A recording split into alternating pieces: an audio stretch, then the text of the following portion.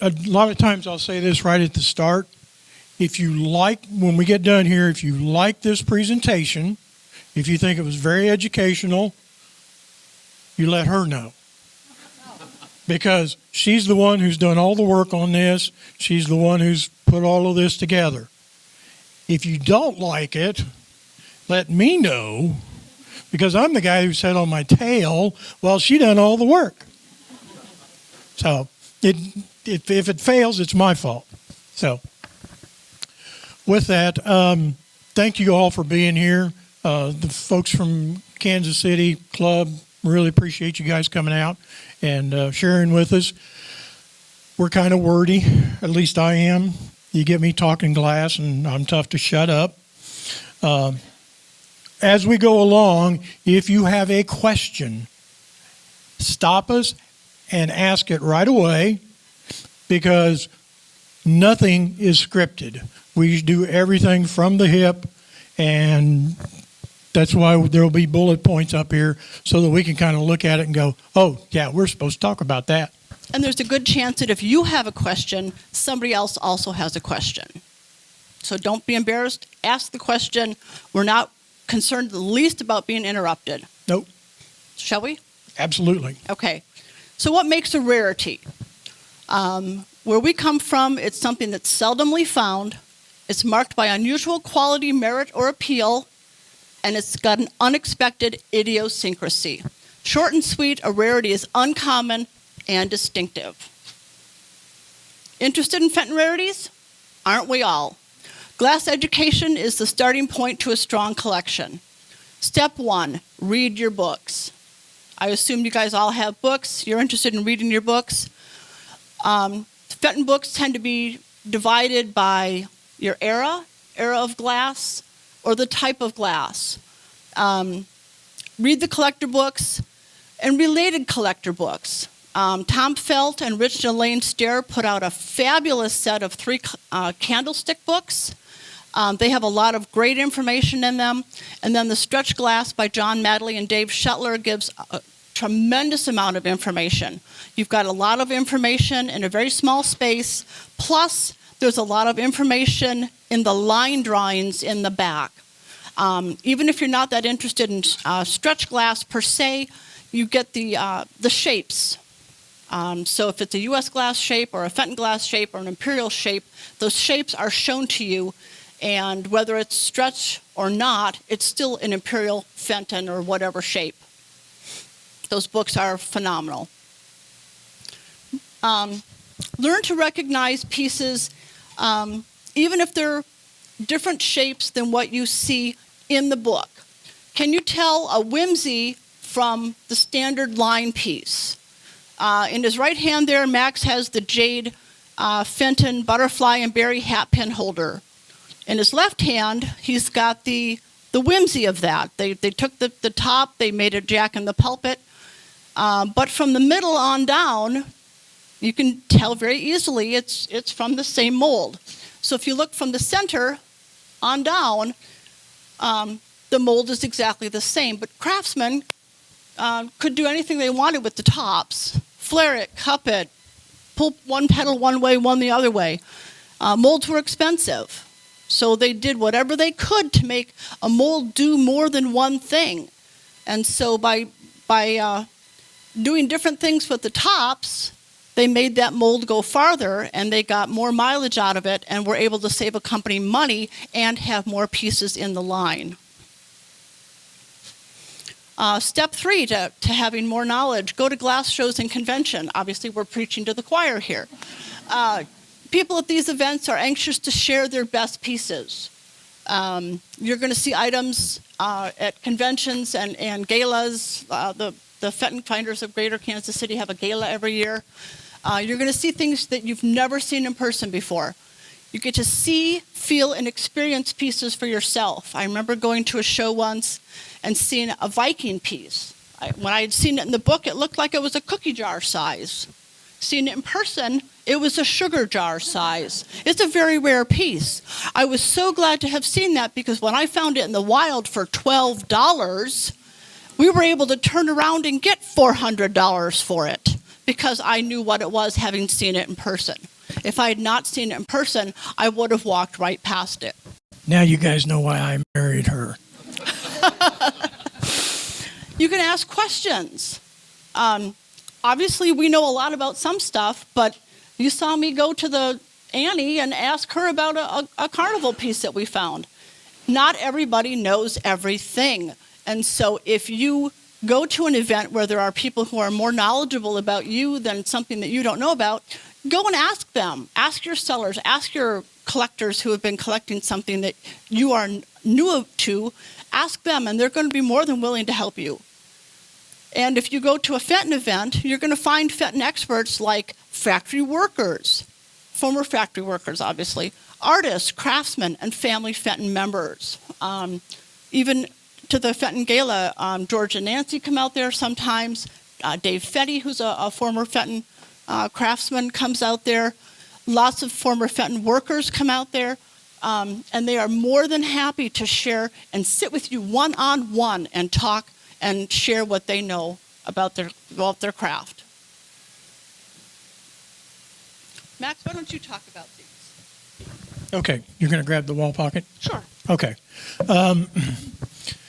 When a lot of people, when they think about Fenton Rarities, they think about this kind of stuff because this kind of stuff was pretty expensive.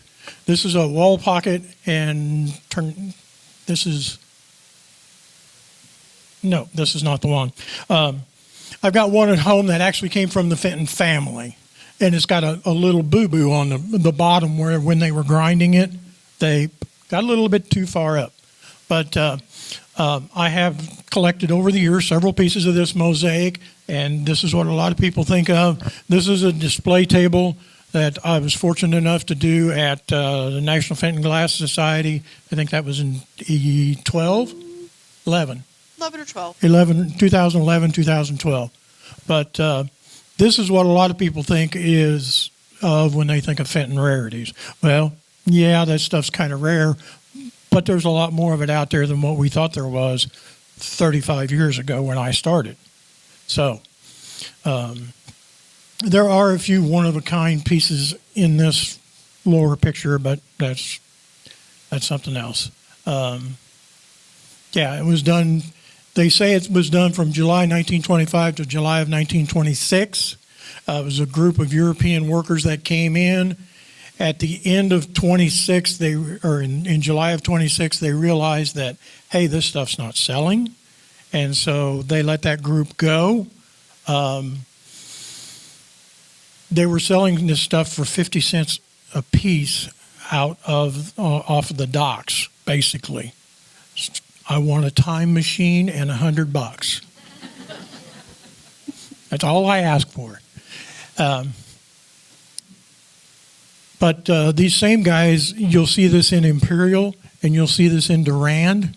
It was the same workers. That's why the shapes are so similar. But in identifying between that, you got to know your shapes and colors. There are certain color combinations out there that only Imperial done. Imperial done a red and a crystal, and Fenton never done a red and a crystal. Now, they did do some weird stuff, but they didn't do reds and crystals. You want to? Okay. So, please go ahead. Yes. What is the hardest piece to find on that picture? On this table, or on this picture down here, Which one? that one's tough. Here, one. You have a pointer? Yeah, I got Okay. it. This one right here is the toughest. It's got a cobalt foot on the bottom. It is very difficult. This piece right here is one of my favorite pieces because you can't take a bad picture of it. Glass is terribly hard to photograph, as you all know. I've never been able to take a bad picture of that thing. And if a bad picture can be taken, I can take it. But I couldn't get one of that. This piece right here is very difficult. This is actually turquoise blue with the Karnak tulip on it. There's 3 of them on there. That's the only one of those that's ever been found.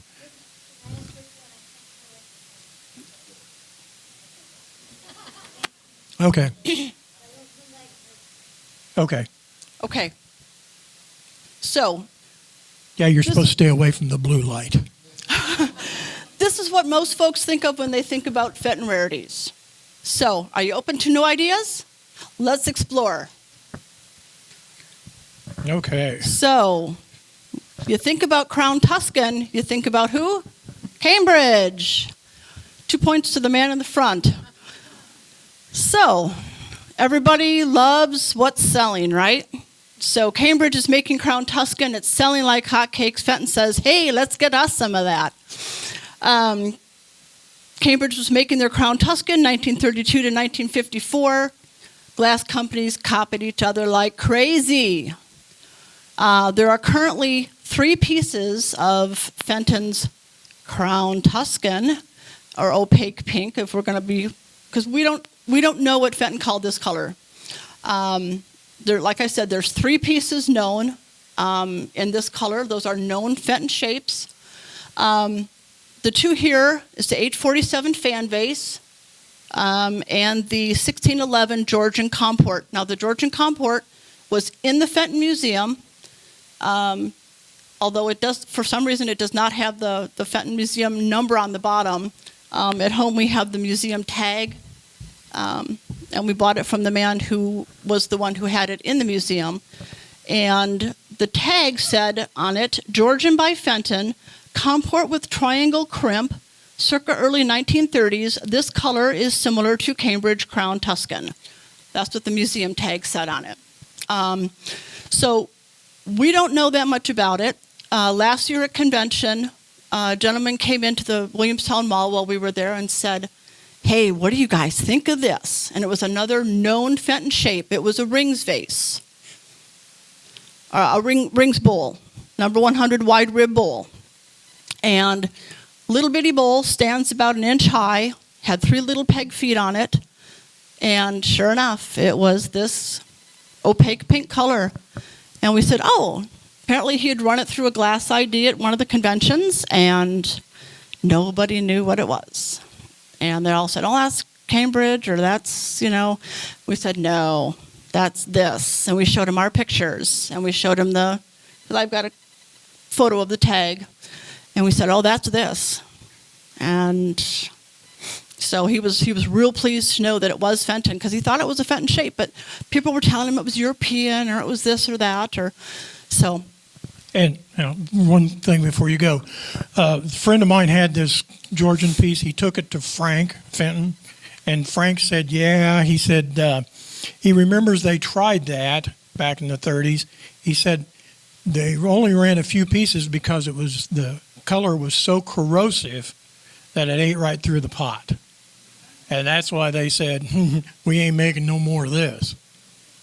So it was a very corrosive color to make. Oh, Max, you talk about this one. This is your honey. Yeah, she wants me to talk about my I'm not sure if baby. he loves this or me more. Depends on what day it is. If you'd walk this little gem around, please. Okay, take the microphone. I seen this piece for the first time in the mid-'90s. And a friend of mine, Tom Smith, had it. He brought it to a meeting. I said, Tom, how much do you want for that? He said, it's already spoken for. Doggone it. And he told me who was going to get it. Mike Soper. I think some of you in here probably know Mike. Mike collects Carnival glass, but he's a big Fenton collector too. Well, a few years ago, Mike actually brought it to the convention, and he showed it to me, and I said, man, if you ever cut loose with this, I'd really like to have it. And he said, I've already promised it to Dave Rash. Okay, I knew Dave. Dave lived in Indiana where we live, a good friend. And I was like, okay, all right. Well, Dave didn't show up that year. Dave was having kidney issues. And unfortunately, Dave passed away the next May. So Mike got a hold of me and he said, you're number 2 on the list. Are you still interested in that? I said, oh yeah. And so he brought it to me at the convention that year. And so that's about a 35-year quest to get that piece right there. It's very unusual in the fact that it has gone transparent at the top and transparent at the bottom. You can find Mongolian green that does go transparent on the edges usually, but not like this. And it's the only one in the grape and lattice that we know of. So this... I've always thought of Mongolian green as being an opaque color. So how much of it is out there that is? You can actually find it. A lot of times you'll find this, like this 847 fan base rolled out into a bowl, and at the edges, about that much of it sometimes will go transparent. It will go transparent. It's something I personally like. You know, it's kind of like the Carnival glass. You know, Galen was showing me the difference in the iridescence and stuff, and it's got to speak to you. I like the transparent one. I just love that. And like the bullet point in the center says, the lighter areas received more heat, but when areas that have gone transparent got more and more and more and more heat, the first thing to truly burn out of the glass are the opacifiers. And so the edges, the top and the bottom edges, got the most heat, and they may have done it with intent just to see what would happen. And so those edges, top and bottom, they applied a lot of heat, burned off the opacifiers, and left the transparency. The chemical that makes it opaque. Yeah. This particular formula has a lot of, if I remember right, George said it was fluoride in it. And yeah, the opacifiers are what turn it milky colored. Ready? Yeah. Okay. So. This is another one. This has a really good story. You want to tell the story part? Okay. We belong to the Milwaukee Glass Club. That was my home glass club. I lived just outside Milwaukee. A friend of mine got me to join it. They love to go on bus trips. And so we had a bus trip scheduled. Max and I were dating. He had come up from Indiana. We had a bus trip scheduled down into Illinois, several antique markets, to antique malls, to a market. And so we had gone to South Beloit, and there was a place, Angela's Attic, and remember so there was there was an antique mall on each side of the road. The bus pulled in, everybody, and a full-size coach, everybody went to the mall on the north side. Max and I said, let's go to the mall on the south side. So by the time we were done over there, people were starting to trickle over from the mall on the north side. So we put our purchases in our bins underneath the bus like we were supposed to. Now the whole club had gone through the mall on the north side. We thought there's not going to be anything left. We get in there, we go through the cases, nothing. Get down to the first aisle, come around, start to come back up toward the front of the mall. Max just stops dead. And then he starts doing this. Get me the key. So I looked and I'm like, holy cricket. Went up and got him the key. He's still doing this when I come back. And here's the lady. She pulls it out. And of course, it's in perfect condition. And I look on the price tag and it says, check vase, $85. Now, you want to tell them all about that lamp? Okay. This, I didn't show this, but on the bottom of this, it's got a plug for it where you can just knock it out real quick and make it a lamp. About 2 years prior to the events she was telling you about, I'd seen a lamp sell. It brought $2,500. Okay. For $90, I wasn't walking away. I was dancing away. Now, Sunco is done on a mandarin base. The base glass on that is mandarin red. And they didn't write the process down, and they could never duplicate it because they hadn't written it down. I had a guy challenge me. He said if somebody could put together 8 to 10 pieces of that, that would be a really impressive collection of it. Doggone him. I have 7. I have tried very hard to get the 8th one. And I seen you had the picture of the one I really wanted. Oh. Are you him? Him with a capital H? You are him. You, Right there. yeah, You broke my husband's heart. Just saying. that's okay. I broke his bank.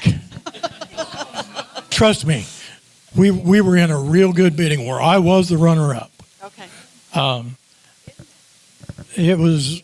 But if you could come up with 8 to 10 pieces of it, it'd be really interesting. And like I said, I'm stuck on 7. I've been stuck there for years. But it's something that I really enjoy. If you're in this area, at the Kansas City Gala this year in September, I'm planning on doing a display table where I'm going to bring the Mandarin piece and the Sunko piece. I have this in Mandarin, and I have a lot of the other 7 pieces. I have all but one. I have what I call the blank of it. So. Oh, okay. You're going to let me talk about this one too. Yeah. All right. I'll hold it up.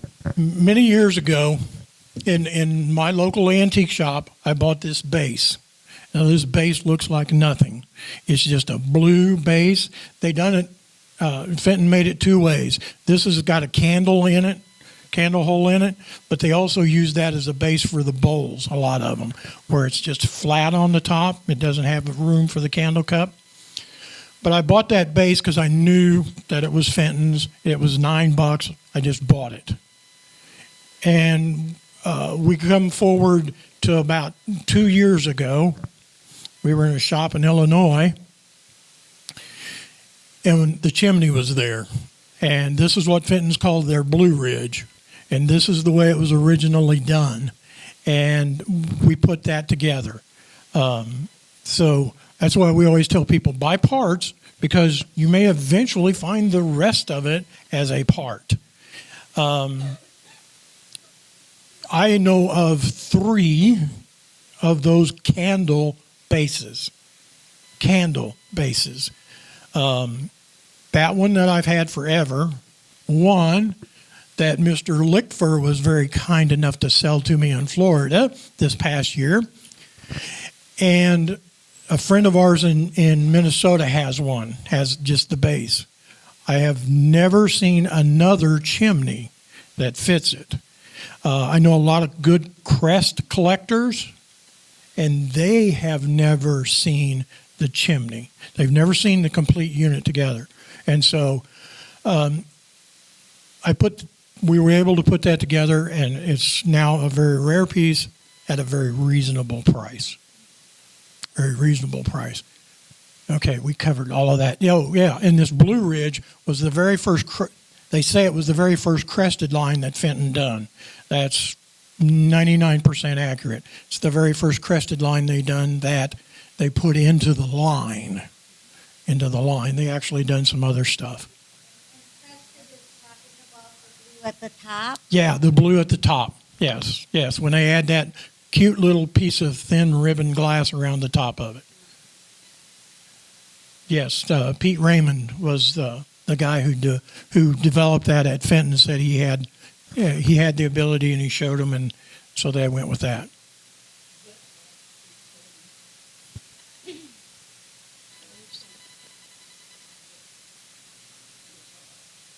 Oh yeah, it's there. Yeah.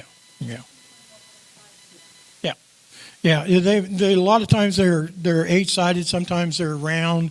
Did they ruffle them? I think so. It was straight. They just done all kinds of fun things. Yeah. Okay. All right. Let's talk about this guy. You want to talk? Okay. lot of times you'll find the French opalescent hobnail chimney to this lamp on other lamps. You'll see it in chandeliers, you'll see it in student lamps. So the chimney is not rare. What's rare is the base. Typically the chimney is put on a plain white milk glass base, the same shape, but it's just plain white milk glass. And this one is also French opalescent. And we were at a mall in central Indiana. We were on a race out east, and he said, "Hey, let's stop." And I said, "Cool," because I was thinking about stopping there too. So if both our little voices are talking, we like to follow through. And we were walking the big long rows of cases, and we both stopped and looked at this. And it was kind of like, well, what's wrong with this? Oh, the base. And we picked it up and showed it to some people. John Walk is a well-known Fenton author. He writes a lot of collector books, 10, 12 of them. And he had never seen the French opal base. So while one part of that, the chimney, is not rare at all, in its entirety, it's a pretty rare piece. We showed it to a lady from upstate New York, and she said, "I had one of those one time and I sold it." So we don't know if this is that or if it's a second one. So I'm going to go out on a limb and say so far 2 are known. But we thought that was pretty interesting to have a common chimney on a very uncommon base. And that's where knowing, we always talk about knowing your shapes, but it's important to know your colors too.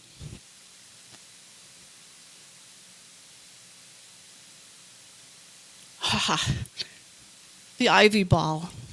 Into the 50s, Fenton got into a kind of a black and white motif. They were making dusk, which was a black and white motif line. And they were starting to make their ivy balls. You commonly see them with a white stem and colorful balls. Cranberry, blue, Jamestown blue, amber, green. And in John Walk's book for the 40s or 50s, he shows this black and white one, and he says it is too rare to price. And he gives it a value of UND for undetermined. I found this at a shop before Max and I were together, and flipped it over when I was looking for a price tag, and it had an original Williamstown sample tag on the bottom. And the date on that original label is 11/20/52. And so I was pretty pleased. And they just called it a black and white vase. So I was very pleased. But to have something, and of course I had seen it in John's book, so I knew that it was something that was pretty hard to come by. And that goes back to reading those books and knowing what's in those books. So. Let's see what's next. Oh, the chicken. Max, you want to talk about the big chicken server? Because Sure. I can't lift it. I'll talk about the big chicken. Oh,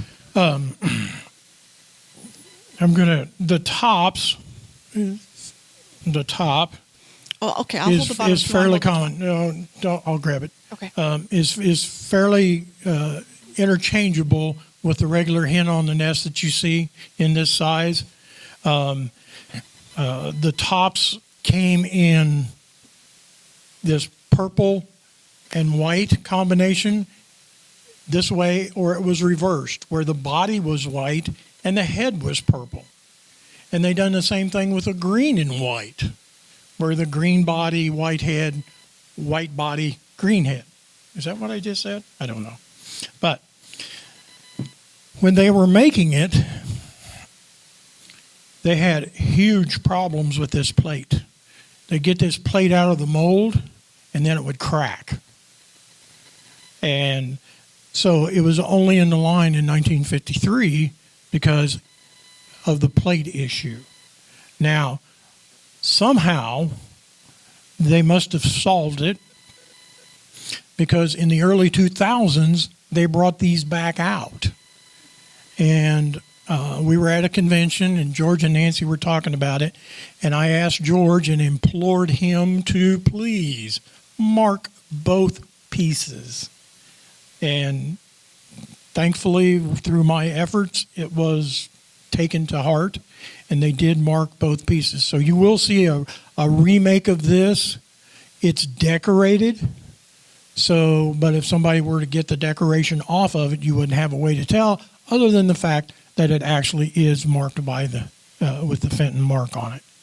So, but these are something that are pretty hotly sought after from that time frame. Okay, I hit the points. Okay. The fish vases. I remember the first time I went through Bill Heacock's book that had the 50s pieces in it, and I fell in love with these little characters. And I was immediately told by a wiser collector, you'll never find those. And like him, I took that as a challenge. Within 6 months, I had them both. They are considered very rare. They hardly ever sell. And typically, it would be, I would sell it to you. It's not sold through eBay. It's not sold hardly ever in shops. It's sold collector to collector.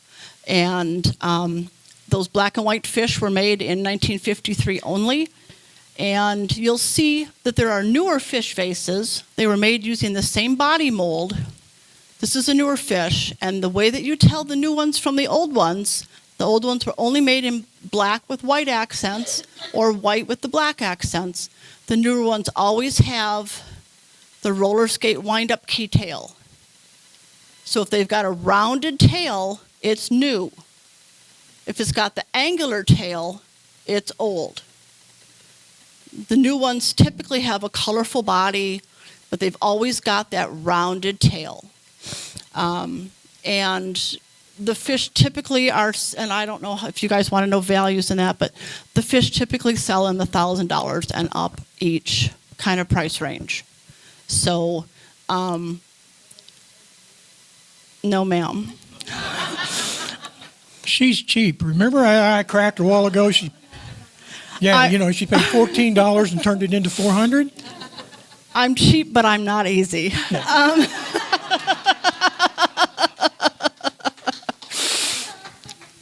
It didn't take me that long to land her. They're recording this, dear.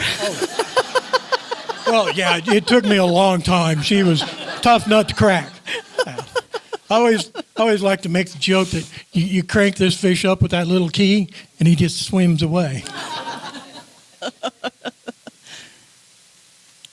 Oh, this one is a relatively new piece. In fact, it was new to us enough that I had forgotten to make a little stand-up for it. And you say to yourself, I don't get what's so significant about this. This is a 1960s piece of Vasa Marina. It was the autumn orange color, and the pieces were made on a milk glass base. They would roll the gob in frit, and then they would case it in crystal, and then it was blown into the mold. The handle was applied later. And what's different, though, is here's the standard line piece. You can see the milk glass. You can see the milk glass up here on this piece. You can see the milk glass showing through the crystal casing on the outside. This is one of the few lines that Fenton cased with crystal. But it has a crystal handle, and you can see the milk glass showing through it. The piece that Max is walking around through the room right now was cased with amber, and it has an amber applied handle. So this was a slightly different approach to the autumn orange, and we think that it gives it a much deeper, richer appearance than the standard autumn orange. We've got a friend who also collects Vasa, and she lives down in the Marietta area, and she had several pieces of the autumn orange. She had, I think, a tall basket and a short basket that had amber or on the outside and an amber handle, but she did not have this piece. So I would go out on a limb and I would say that maybe they were testing it, so they made, a handful of pieces to run it past people, and perhaps they didn't think it was bright enough or cheerful enough, but both of us like this better than the standard autumn orange.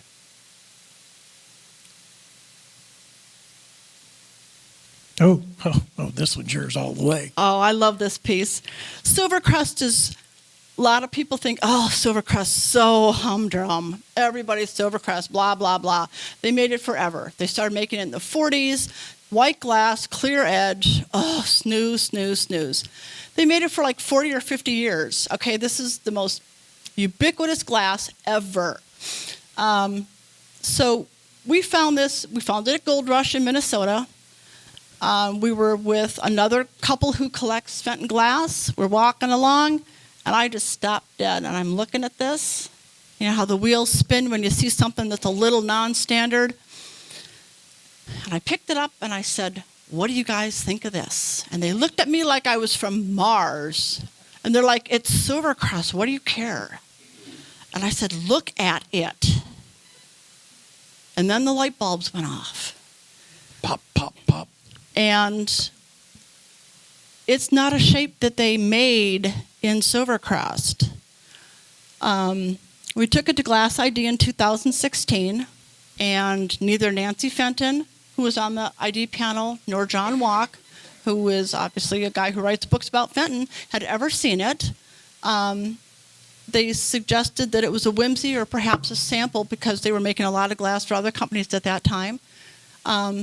And John Walk suggested that it was a production sample done in 64 to 68 because that was a shape that they were making in the Vasa Marina, which we just talked about. They did a lot of Vasa in that shape, and so that mold would have been in use. And so somebody thought, hey, let's see how Silvercrest looks in this. Nobody's ever seen it before. And so that was just an interesting, how it got out to Minnesota, I have no idea. But it was very modestly priced. I'm sure if somebody just thought it was just dumb old Silvercrest. But it was really a very different, interesting piece. And so knowing your shapes helps find a whimsy and a rare piece.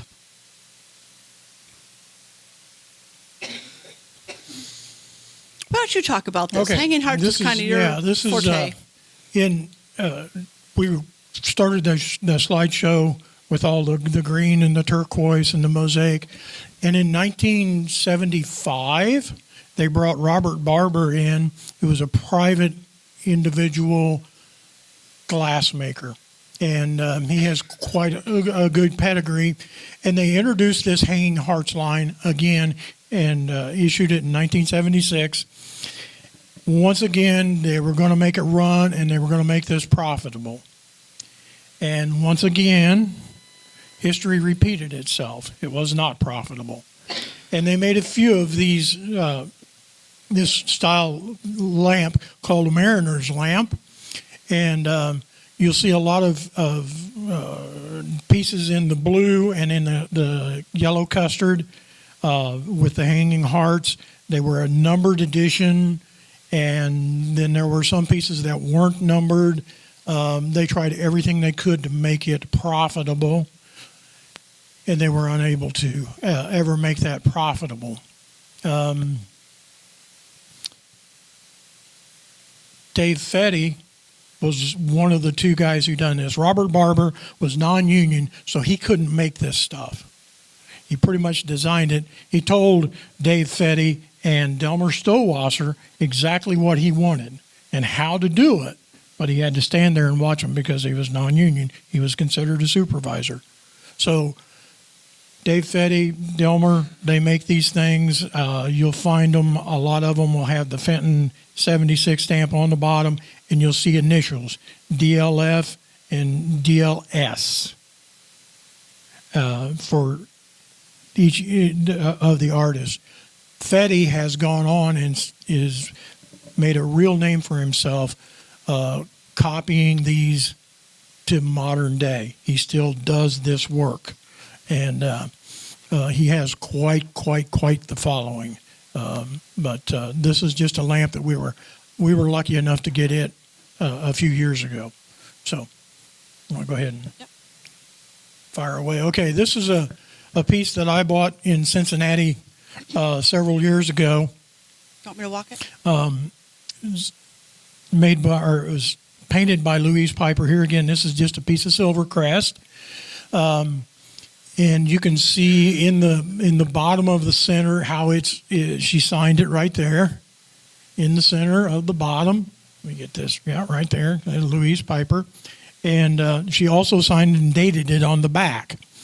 When I bought that, my first thought was, oh my God, that's apple blossom. They had a crest that they called apple blossom. And when I got it home and I called my buddy up and I was talking to him about it, he goes, she painted a lot of those crests. And I was like, uh-oh. But it's still something pretty rare to find some of the stuff that Louise done. She was their first decorator when they reopened their decorating shop in 67, 68. And she trained a lot of the decorators through the years. And she would not let anybody talk about her age because she was retirement age when they hired her. And that was one of the stipulations that she told Frank.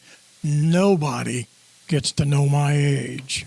And so, but she was, they say she was pretty cantankerous. And you didn't really have to wonder what she was thinking because she was going to tell you. And but she's famous for her roses. She's famous for strawberries, and her pieces today on the market bring a very fair premium. So it's highly desired by her collectors. Oh, good, she left me this thing. Yes.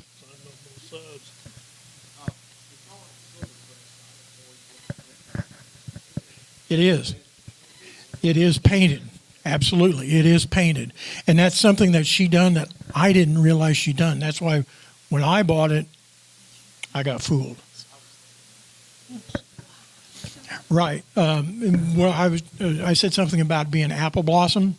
Apple blossom crest is technically plum color applied. And when they heated it, it turned that apple blossom color. And that's why a lot of times when the apple blossom is kind of got a wide range in their crest, and sometimes it goes transparent. If they heated it too much, it goes transparent also. And that's why I was pretty sure that was apple blossom, and it wasn't. Yes. Oh, okay. Yep. But she's decorated this inside and out. So it was really an interesting piece. Okay. Now, I don't get to run this thing very often. Woo-hoo! I got it right. Look at you go. I'm going to start talking about this, and now I'm going to let her take it over.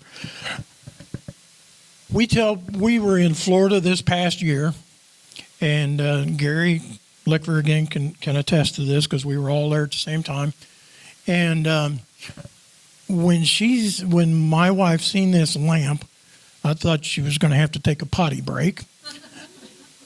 She was excited about it, and the guy that owned the booth wasn't there. No price tag on it. How much is it? How much is it? So we circled around and around and around for about 30 minutes. Finally, the guy came back, and she asked him how much, and he told her, and she said, I'll take it. Now, this thing does not hardly in any way, shape, or form look like something that you would expect out of Fenton. Not at all.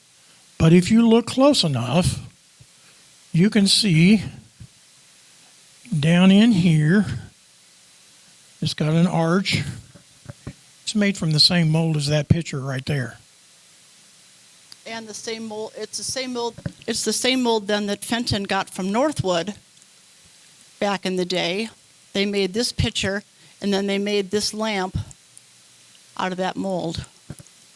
Now, on the back side of the base of this lamp is that sticker that says Bauer Lamp Company. 1989. So, what's my industrious wife do? She gets on the internet Dear Mr. Bauer, and she finds Mr. Bauer. he was so gracious. Right now, he was doing some homework for me, trying to find other lamp shapes that he got from Fenton to make lamps out of. He was getting glass from them semi-regularly, but he knew that right off, he said that was just a one-off piece that we got from them. Fenton was trying to get into the lamp market because so many lamps were coming from Asia, and they wanted to get into the lamp market, and so they were doing some things that were a little different with design, with the glass. It's a satinized glass. They applied these handles to it. You can pick that up if you feel like it, Max. I don't know. You're welcome. But when we're done here, come on up and look at it, touch it, feel it. But you can see the scallops around the bottom. The handles are applied. It's really a nice piece of glass. But a few years ago, we had found this, and this is one reason I recognized it, the same coloration in this exact same shape of the cranberry lamp. It was the frosted, sanded, clear glass with the white weird streaks through it with those exact same big swoopy handles in that exact shape. And Max said, that's a Fenton lamp. I'm like, oh, okay. And so he said, no, it really is. And we took it to Glass ID, and Nancy said, oh, yeah, we got one of these in our pool room, pool table room. And so, all right, so we knew then that was Fenton. And so when I came across that one, and I just, like he said, my heart skipped a beat, and I said, I got to have that because I love this shape. I've got they also made some pitchers and vases in the 60s out of some of their colonial colors, colonial amber, colonial blue, colonial green. And I have some of those pieces. I love this mold. Okay. And, oh, look at that. Look at that. Molds stick around because that was made in the 80s and that was made in the 30s. So molds show up again. But it's pretty exciting. And like I said, Mr. Brower is looking for some other marketing materials showing other pieces of Fenton glass that were used by them to make lamps. So. And the cranberry lamp was not scheduled to be here today, but I thought I'd made a mistake, and I didn't realize I had it with me till today. So that's a bonus. Okay, Christmas tree. It's just a cute little Christmas tree, 6 inches, opal glass. It's got little Christmas lights painted on it. Cute as a bug. But the signature is different from most. It says C.C. Hardman, or C. Hardman, and it just says number 1. It doesn't say one of.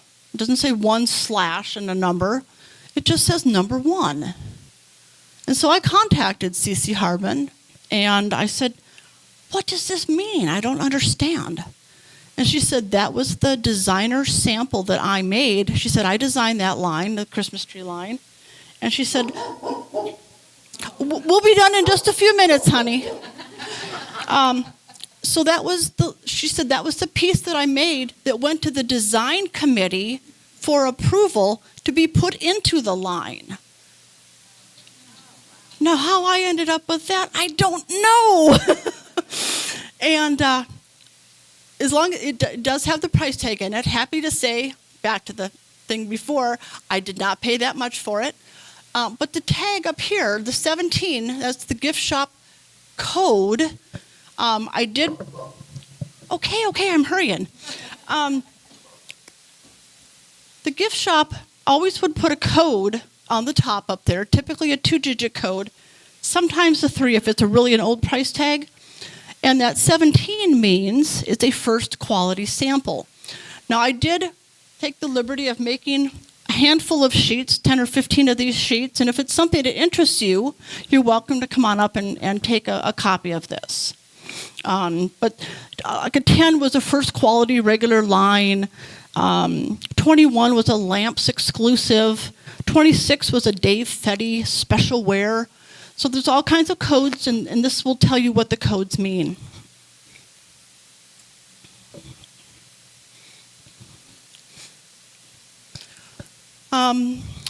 The ginger jar, do you want to pick that up?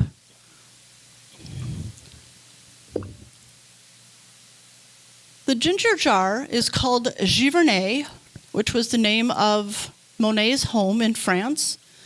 It shows the little bridge in his gardens, which I am so blessed to have visited. And this was a piece that was done. The jar itself was done on Dave Fetty's Monet's garden design, and it was a multicolor, very multicolored kind of design. It looks very artistic. And then the cameo carving design was done by Kelsey Murphy and Robert Baumkamp. It was designed by them, but the jar was actually carved by Chris Carpenter, and it was her jar that we bought. And Chris Carpenter now owns her own cameo artistry studio, and she does some phenomenal artwork. And she knew that I had really, really wanted one of these jars, and she was very, very gracious and sold it to me. And they go for just many, many, many, many hundreds of dollars. And she was very gracious and gave me a very modest price on it. Typically, the jars will sit on a modern Fenton base, and I don't think they were sold with a lid. Janet, do you know if they were sold with a lid? Okay. But we choose to put it on an old Fenton ginger jar base that has the 6 little toes. And we put an old ginger jar lid on it. So it's not 100% pure to that jar, but I only got the jar, and I was grateful, and I have made that adjustment to putting the old accessories with it. So, in conclusion, building a strong conclusion, read every Fenton and related book you can get your hands on. Contact your public library to get books on interlibrary loan if you need to. Learn your Fenton shapes. Learn your Fenton parts and parts of shapes. And attend glass shows and conventions. And this is something we've discovered. Most Fenton rarities are hidden in plain sight. Can you find them? Got a bibliography here. I don't expect anyone to be able to read that. But like the gift shop code tag, I printed out a more extensive bibliography. If you should be interested, you're welcome to take a copy. Does anybody have any questions? Yes, sir. To work on making it profitable, what would you do to change the product? Marketing. It was all in the marketing. You know, how popular and how much can they get by with charging, because it was very labor intensive. And, you know, how much could the shop turn out and all of those things. And it was just never a profitable line for them. Either time they tried the hanging hearts, they never could make it profitable. Now, in the 90s and the 2000s, when Dave Fetty started doing his one-offs and stuff like that, then they started making it profitable. Then it became hot, and then it became profitable, and it's out there.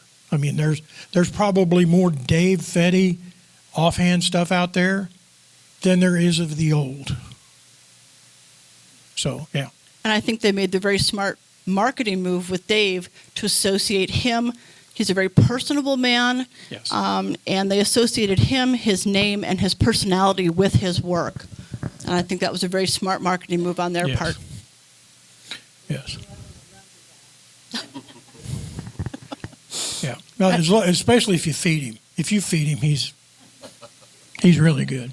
Or if you're a pretty girl. Oh, yeah. Oh, He yeah. loves girls. Yeah. Yeah. Anybody else have a question? Okay. I want to say thank you to you guys. It was an honor to be asked, quite frankly. And thank you again for putting up with us and having us.